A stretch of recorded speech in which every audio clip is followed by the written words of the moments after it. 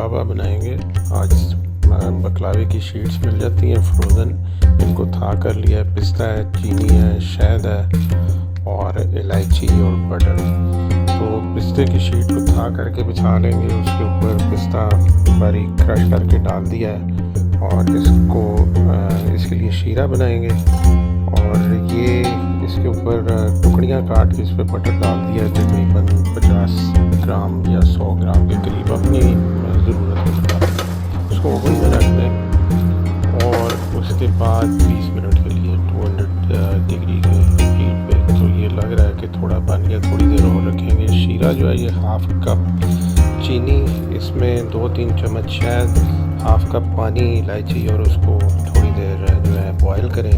जब आप देखें कि शीरा अच्छा बन गया है तो ये चीनी और शहद जो है ये इसमें ज़रूरत होता है जितना मीठा आपको चाहिए हो।